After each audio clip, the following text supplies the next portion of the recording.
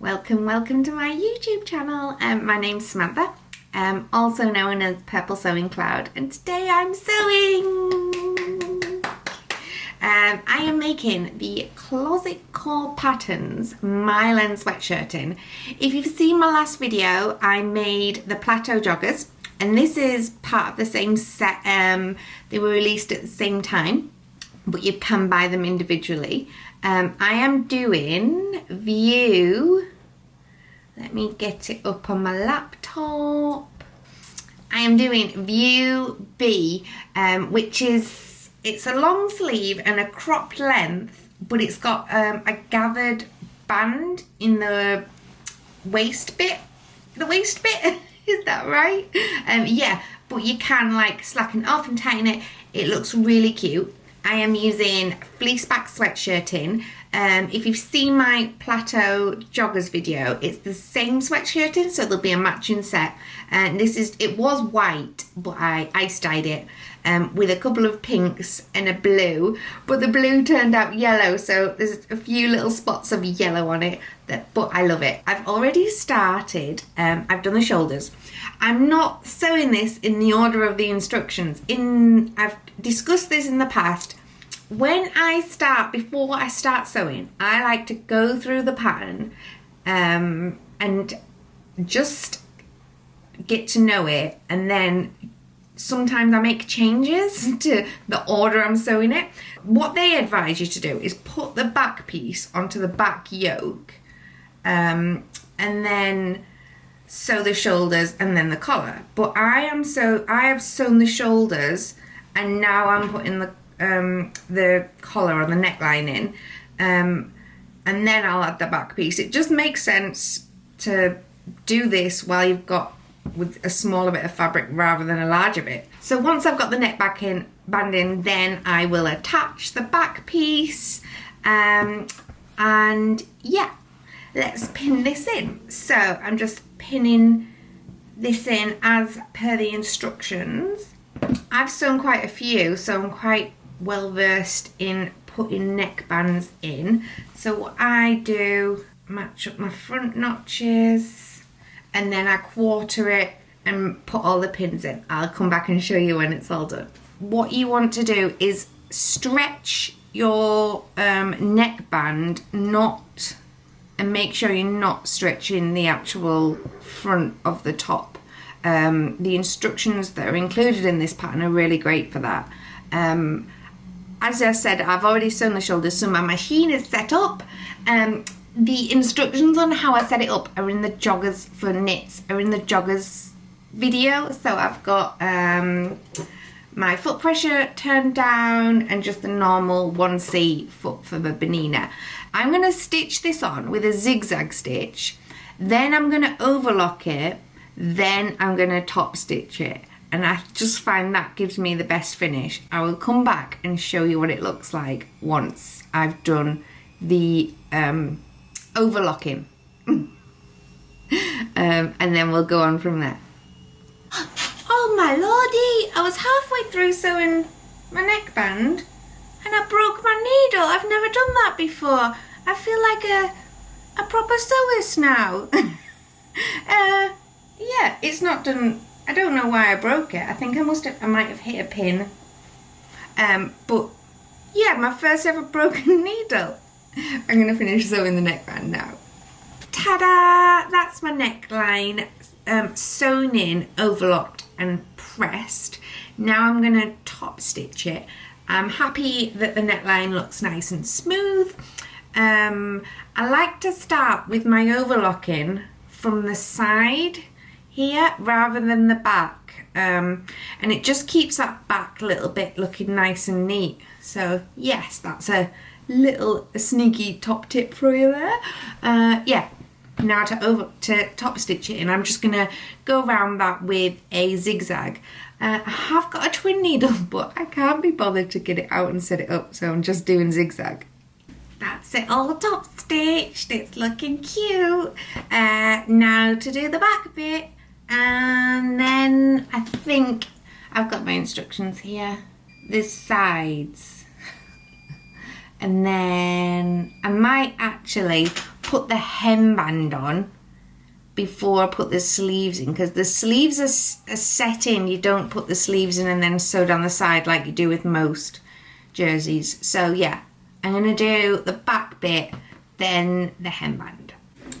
So I have sewn up the, oh, which way round does it go? That way. I've sewn up the side seams and pressed them, and then had a half an hour break because I was a bit tired.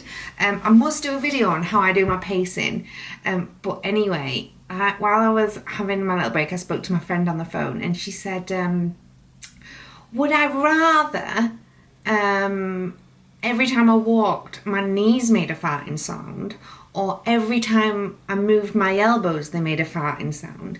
I think I would go knees, and just stop walking.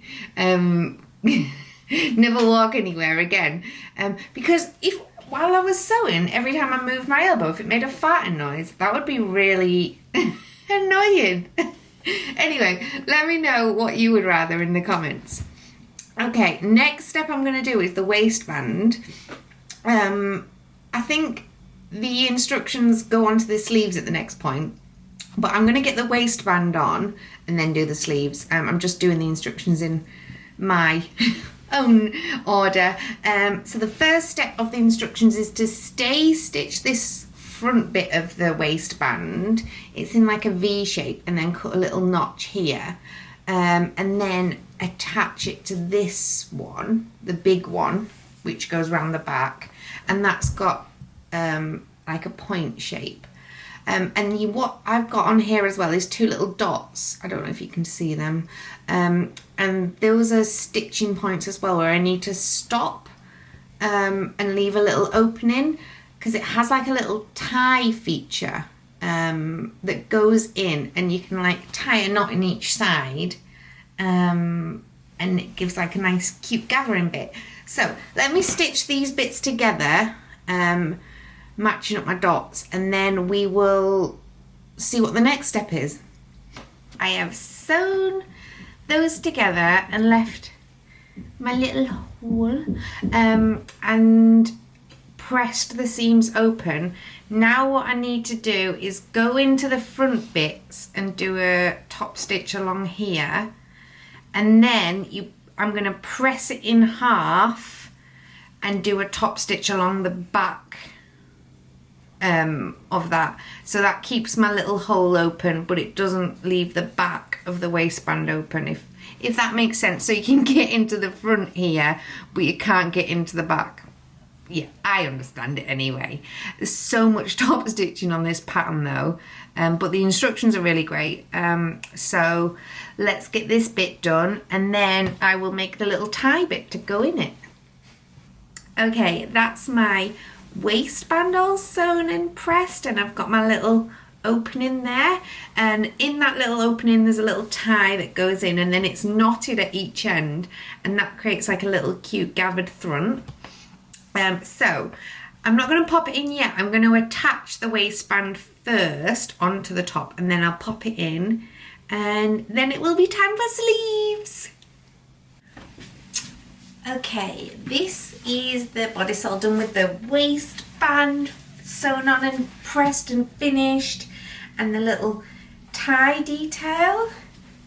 You can see it there. So it like goes in this little hole here, comes out here, and there's a little knot in each side, and you can shorten it if you want. I've just left it loose. I quite like that. I quite like it without the sleeves as well. It's so cute. Right, I'm gonna get the sleeves sewn now though. Sleeves, sleeves, sleeves, sleeves. So the sleeves are next. The sleeves are in two parts, so there's 4 sleeves. So 2 parts on one arm, 2 parts on the other. Not because I have 4 arms. On the back of the sleeve, one of the sleeve bits, there's a couple of darts that are like next to your elbow here underneath. So I'm going to sew the darts in first. What I am going to do is, instead of a normal zigzag, I'm going to do a lightning stitch just so it's neater where my darts are. So a dart is like a there, rather than a zigzag, because I think that's going to take up all the dart. I'm going to do a lightning stitch instead, which is, it's like a zigzag. I'll show you once I've sewn it. On my Bernina, it is the number 11 stitch, and it's just a really small zigzag, but it looks different. I'll show you. So that's this lightning stitch there. It has some stretch still, as you can see. It's a really nice stitch when you're sewing this because it almost looks straight, but you still have stretch in the stitch. So it's not going to pop like a straight stitch. If you're not wanting to use a zigzag, it's definitely a stitch I would check out. I'm going to tie off my dart ends so that doesn't unravel, and then sew all the other darts. I'll come back to you when they're done. I have been for a snack and a nap. Had a Dairy Lee Dunker and it was phenomenal. I don't eat enough of them, they're so good. Anyway, I have got both of the sleeves sewn together and pressed, and I've put a cuff in one of them. I'm never satisfied when I've put a cuff in that it looks quite right, like how a ready-to-wear garment looks, but I think it looks okay. And on, this is the right arm, it looks cute. Maybe I could have it a bit tighter, but I don't like things tight around my wrists. It's like a sensory thing. Anyway, I'm going to get the cuff on the other one and then insert them into the jumper, and then it'll be finished. So I will come back to you when it's all finished and give you a little dig, dance and wiggle. Dee, dee, dee, dee, dee. So that's the sweatshirt all finished. I love all the details, all the extra top stitching and the darts in the sleeve. I think it really gives it a different look. And this little tie at the front, that detail is so cute. I love that it takes it from being what could be something quite frumpy to something really cute, and I feel well put together. I don't know how I'll feel about when I'm sat with that though, if it's going to dig into me in different places, but we will see. It's easy to remove, I guess, and put back in whenever I feel like, so there is that. I would say because of all the top stitching details and some of the other bits that are in the pattern, that it's probably not suitable for beginners. I would say sew up a couple of other knit garments before you jump in with something like this. I obviously have the matching plateau bottoms as well, so I'm excited to wear them as a set, and they will definitely be making an appearance during Me Made May. On the subject of Me Made May, I will be doing a weekly roundup on YouTube talking through my outfits that I've worn over the week. So like and subscribe to see them in the future. Have a great day and happy sewing!